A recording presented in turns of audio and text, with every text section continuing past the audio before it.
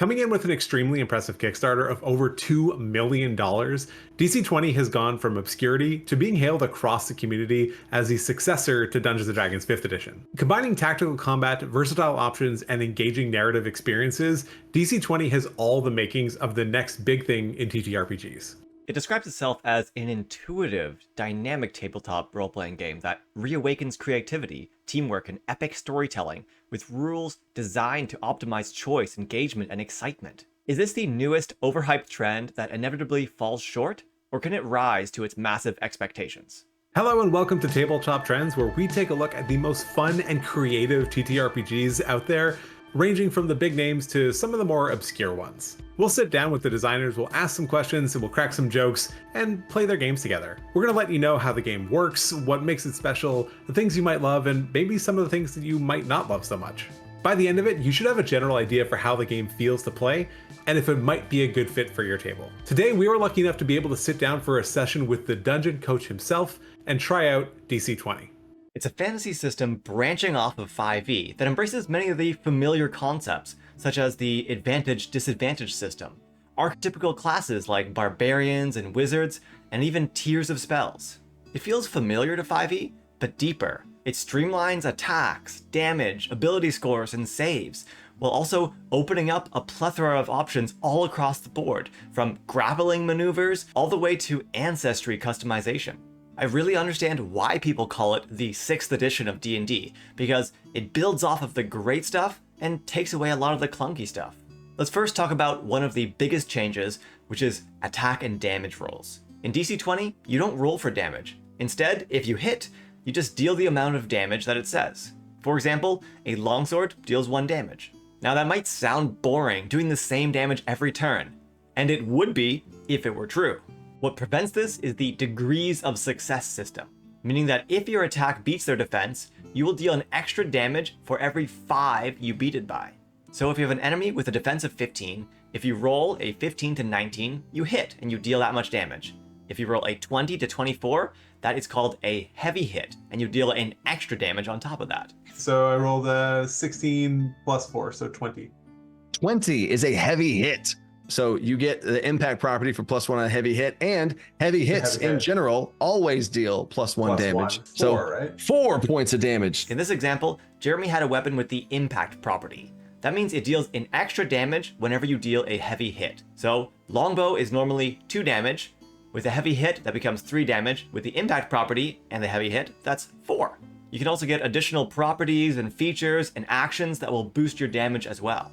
But on top of those, the success by 5 mechanic adds a decent amount of variability to the damage that you'll deal. You can continue adding 1 more damage by every 5 you beat it by. And if you get a critical hit, it's an additional 2 on top of that. So that's a heavy hit, 1 more, and it was a critical hit, which deals 2 more points of damage, so 5 points of damage and a bleed. This change makes high rolls really matter. In D&D, rolling a 35 and a 15 is the exact same, as long as both of them hit. But in DC20, if you rolled a 35, you'd be ecstatic. You're also a lot more flexible in your attacks. You can attack multiple times a turn, but all of it's gated by the new action system. We have 4 action points is kind of how things work. Pretty much everything you do costs an action point. Another thing in DC20 is every additional check you make of the same kind gives stacking disadvantage. So I normally would be rolling 3 D20s in this way because you're in its claws, but it made an attack check at you, and now this is its second attack check, so I'm removing 1. Pretty much everything's an action. Move, attack, grapple, use a maneuver, enter a rage, but some things, like spells, cost 2 actions. There's also an option to give yourself advantage on any roll by using an action. So if you really need to land that attack, you could spend 3 actions giving yourself 3 stacks of advantage, and then the last action to attack.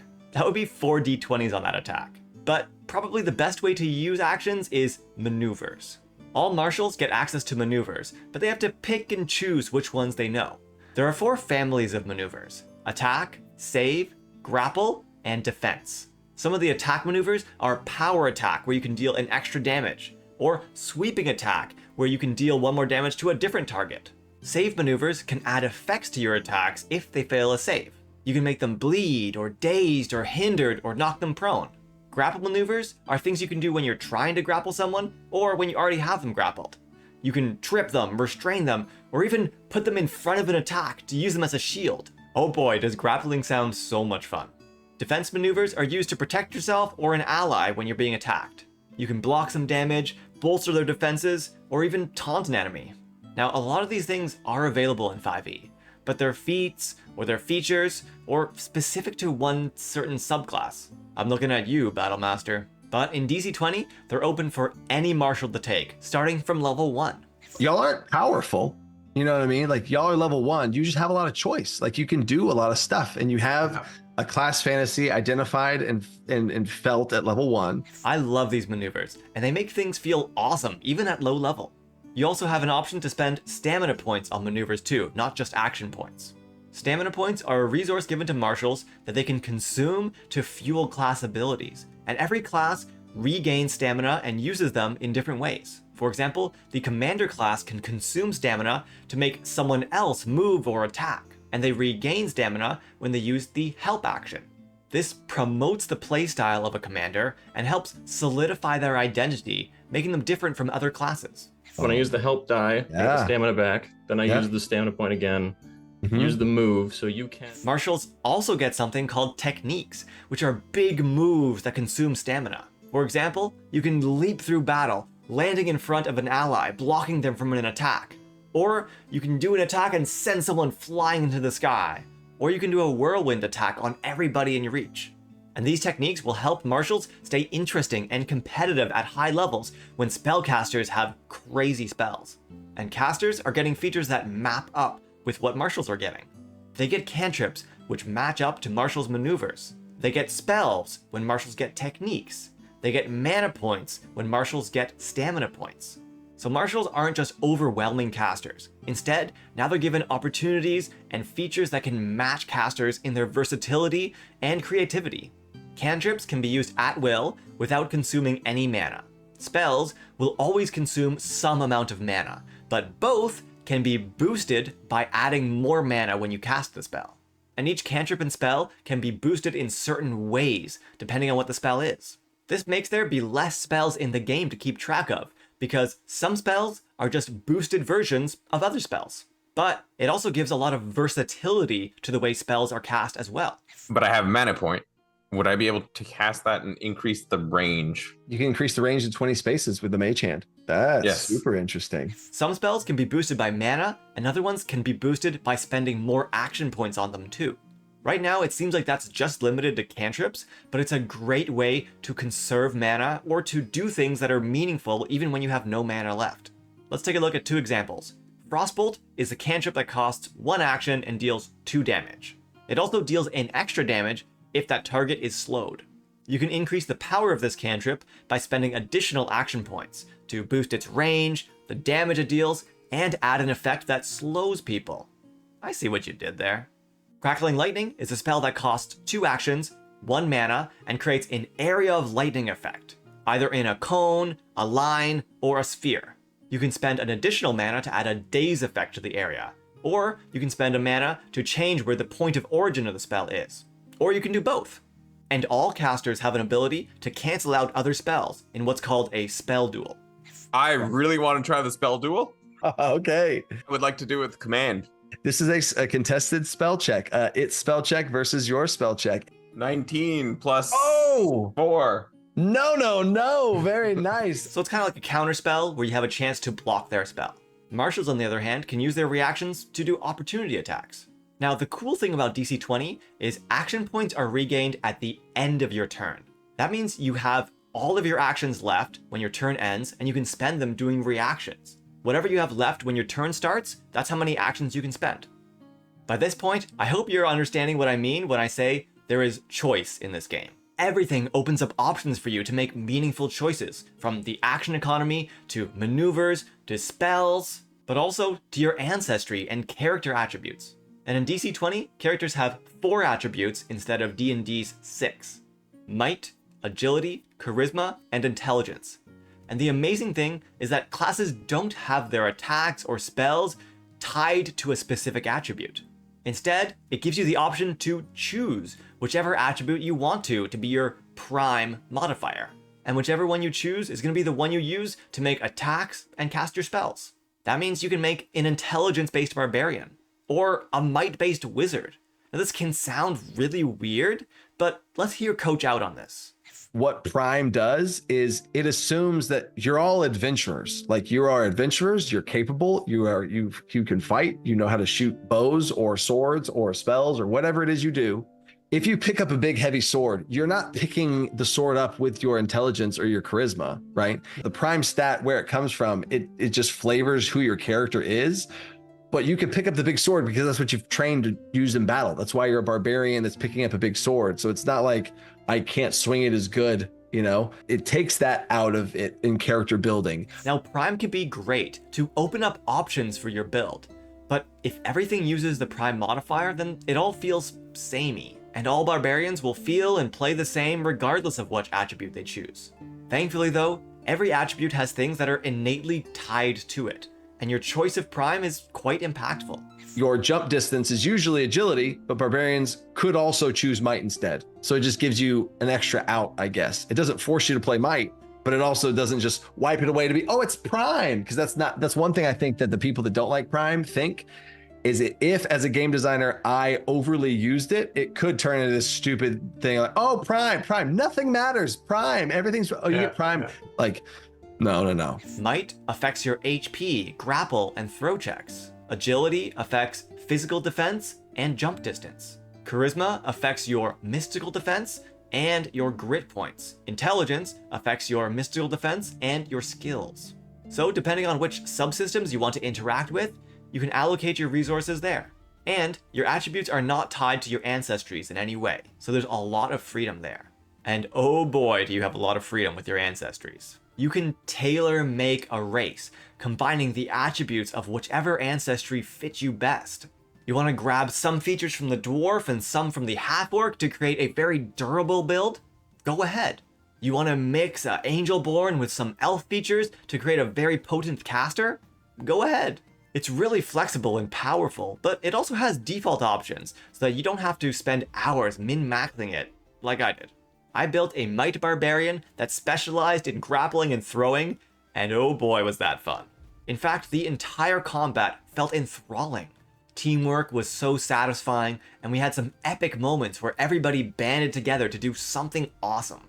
An attack that's at advantage because of your Hunter's Mark already. Power attack, power attack, power attack, power attack from your stamina. Yes. Plus, so I got 4 points of damage. I got a D6 from Hadrian with the help dice. Yes. And I still have the original D6. So hopefully we're going brutal. We'll see. So I have an extra D8 as well. You have a D8 as well. Yes. So would having more help?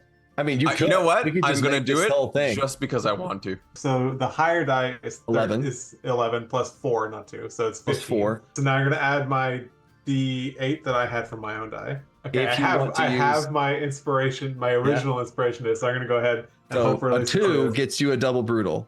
Come on, let's go. Yes. 32. Okay, so your base damage of 2. My base damage is 2. Heavy, brutal, double brutal. Then you did 4 power attacks. 9. Impact property. 10, yeah. Double digits, 10 points of damage. Let's go. How do you do it? Now, there are 2 things I want to talk about from this clip. One, we are all super excited to see this happen, not just Jeremy, because we all contributed to help boost that number so that it got higher and higher to give Jeremy that epic time. But we all felt like we were part of it too.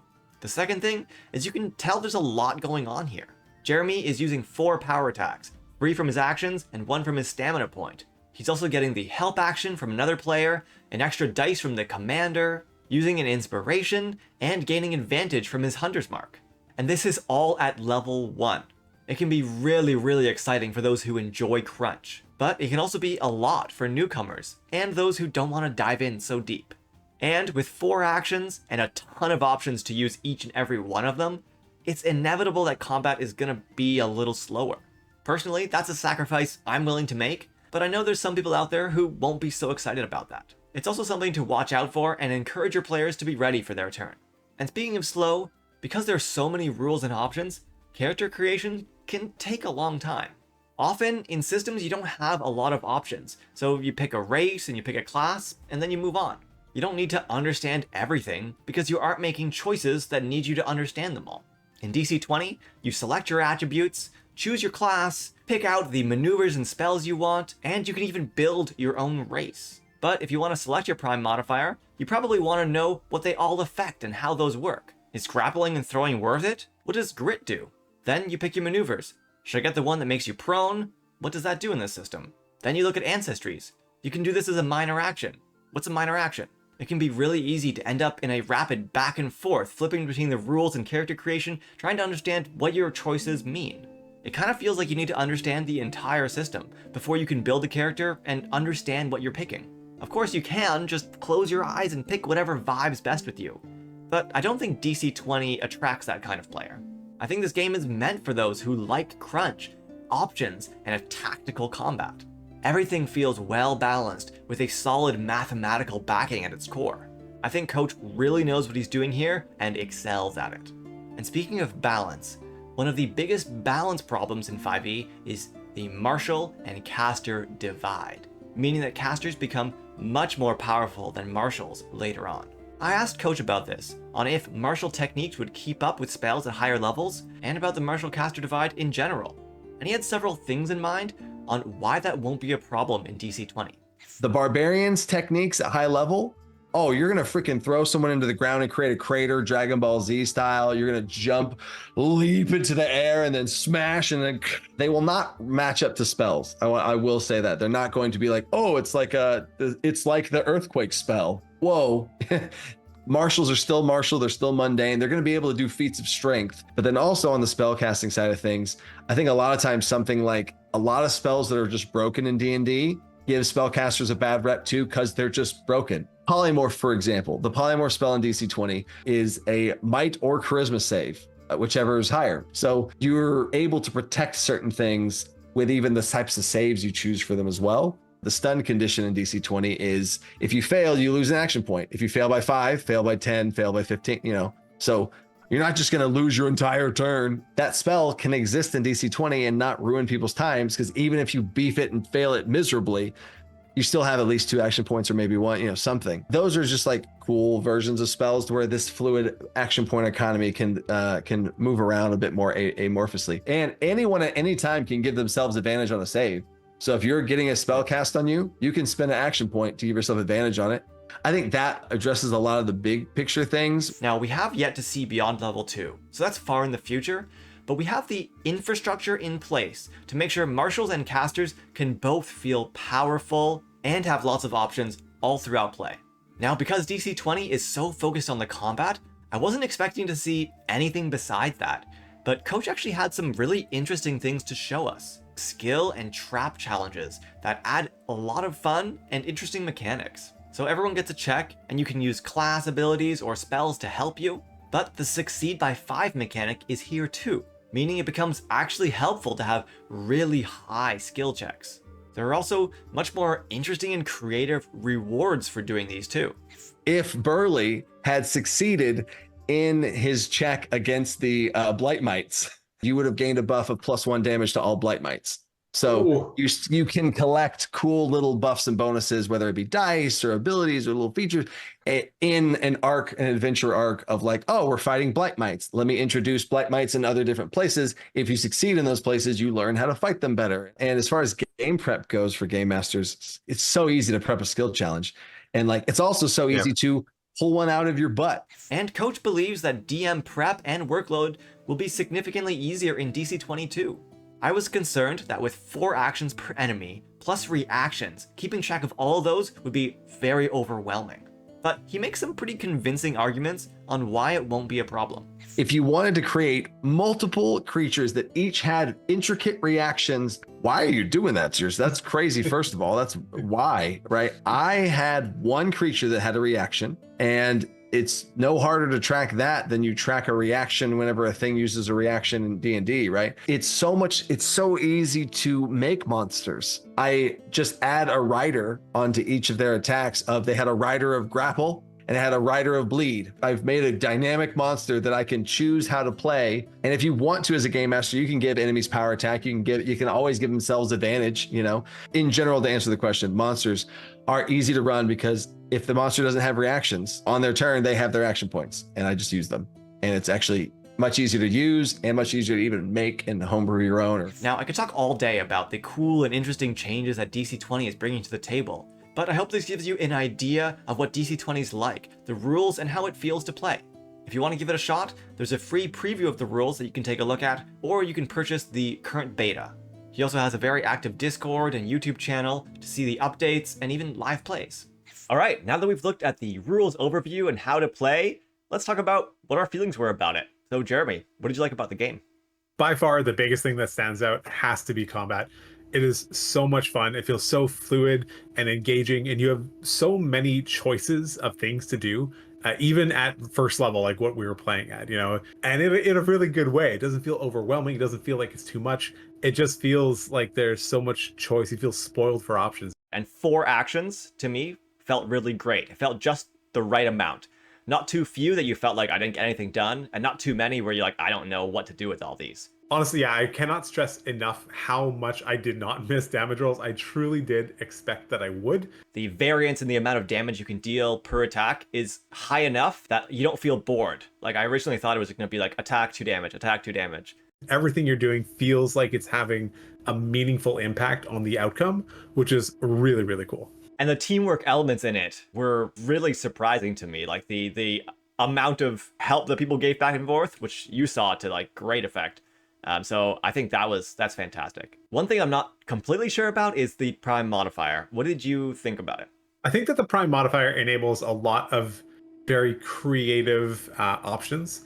I think a lot of people kind of associate that with the concept of they can build maybe an intelligence-based barbarian that's going to be equally as barbarian-y in the most classic sense as a strength-based barbarian, one that's going to be a super hard tank with all the hit points in the world and that can take hits and that can deal them equally well. And I just don't think that is necessarily the case. So I think there's potentially a little bit of like some mismatched expectations when people hear the idea of you can use any ability you want. It doesn't mean that it's going to yield the same result. The questions I have in my mind are that I don't think the prime modifier benefits all classes equally. You can make an intelligence-based barbarian and they can hit, but their stamina is regained when they get hit with heavy hits. Your kind of class is built around being in melee, hitting heavy, getting hit heavy. They're very built around might, so that they can have high HP. Yeah. But if you're to talk about like a might-based wizard, I think you're gonna see just a even higher combat potential as opposed to normal. So I think like some classes are gonna have a lot of flexibility and freedom, and some classes I feel like it's gonna be tougher to play that. Yeah, I think that's probably true. I definitely think there is maybe somewhat of an imbalance there when it comes to it. It's one of the things that is possible. What are some things that you're worried about or you're not so sure about? Probably the biggest thing that I'm kind of worried about would be the amount of things that there are to kind of just keep track of and pay attention to. You got to keep track of the 4 actions that you have. You got to keep track of stacking advantage and disadvantage kind of in real time. There's a lot of plus minus, how many times did it go up, and did you give me that advantage, and you gave me that, and I got disadvantage from this other condition that I had. Like, a lot of it is going to be changing in real time and dynamically throughout the course of combat. So I do kind of feel like there is going to be a high degree of maybe mental load for a player, or especially a DM, to be honest. But I'm curious to hear your thoughts on that too. It's going to be tailored towards a player that doesn't mind that mental load and is going to really enjoy the crunch. And I think really that's what the game's focused on. This is level 1. What is going to happen when we get to level 10, right? Like, how many things are we going to have to like keep track of? Is there anything else that you were a little bit worried about or concerned during the play? Character creation took a surprisingly long time for me. And ancestries especially, like if you want to build your own ancestry or like combine 2 and choose all the features, it's long. For me personally, it didn't take a particularly long time, but I did not choose to do a custom ancestry. I just picked one that was straight out of the book, and that made it go probably a lot faster for me than it did for you and maybe anyone else that played in our group as well. During play, those options and those choices might not overwhelm you, but I could definitely see if you're the type of player who's leaning towards DC20, you are probably the type of player that maybe enjoys a little bit more crunch.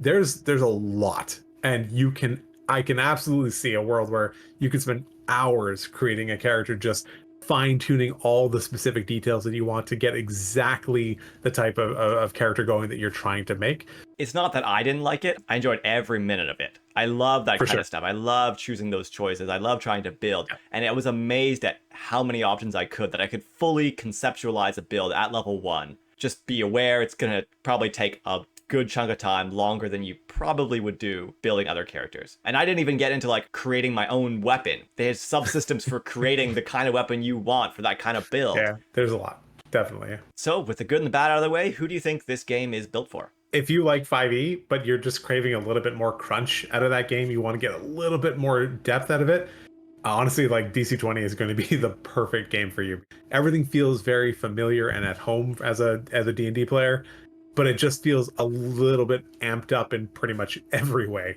So if you're the person that loves crunch, you love choice, on your turn, you like love to find the correct thing to do that's going to do the most impact, you will love DC20. And I think you have to try it. 5e, you can obviously work together, you can coordinate with your party, and that's one thing, and it works well. That's good. There's like no shade. But there's just something about the way that things interact in DC20. It just feels like it's so natural. It feels like is what you were supposed to do. So if you're looking for a little bit of teamwork, some creativity, and you like crunch, like this is going to be a 10 out of 10 game for you, for sure. After discovering this enthralling new spin on the tried and true, it really does make me wonder, what else is out there waiting to be played? Find out with us next time on Tabletop Trends.